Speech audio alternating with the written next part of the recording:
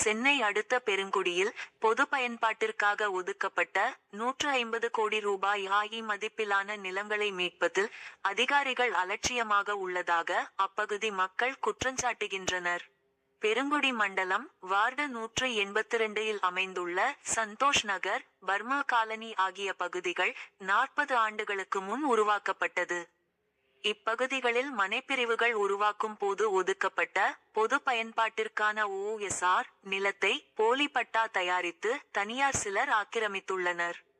இதில் சந்தோஷ் நகரில் பூங்கா செல்லும் பாதை, பள்ளியிடம் என 8 கிரவுண்டு, OMR அருகே பர்மா காலனியில் 12.5 கிரவுண்டு நிலத்தையும் ஆக்கிரமித்துள்ளனர். இதன் தற்போதைய மதிப்பு 150 கோடி ரூபாய்.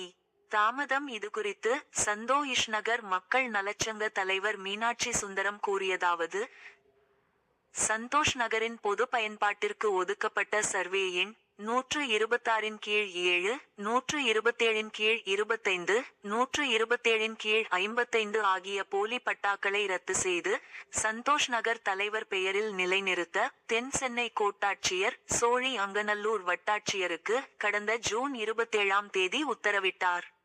ஆனால் பள்ளிக்கென ஒதுக்கப்பட்ட இடத்தில் ஆக்கிரமிப்பாளர் துவங்கிய கட்டடப்பணி 90% முடிந்து விடுதி நடத்த தேவையான பொருட்களை இறக்கி வருகின்றனர். இன்னும் ஒரு மாதத்தில் அனைத்து பணிகளும் முடிந்து பயன்பாட்டிற்கு வந்துவிடும்.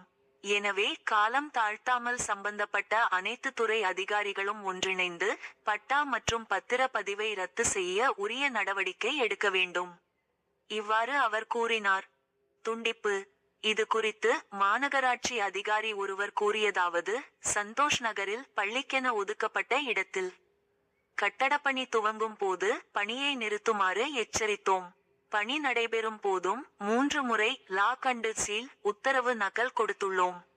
அதையும் மீறி சம்பந்தப்பட்ட நபர் கட்டுமான பணியை நிறுத்தாமல் தொடர்ந்து மேற்கொண்டு வருகிறார். தவிர வருவாய்த்துறை அதிகாரிகள் பட்டாவை ரத்து செய்தால்தான் மேற்கொண்டு எங்களால் நடவடிக்கை எடுக்க இயலும். இவ்வாறு அவர் கூறினார். இது குறித்து தாசில்தாரிடம் கேட்டபோது ஆவணங்களை பார்த்துவிட்டுத்தான் பேச முடியும் என கூறி இணைப்பை துண்டித்து விட்டார்.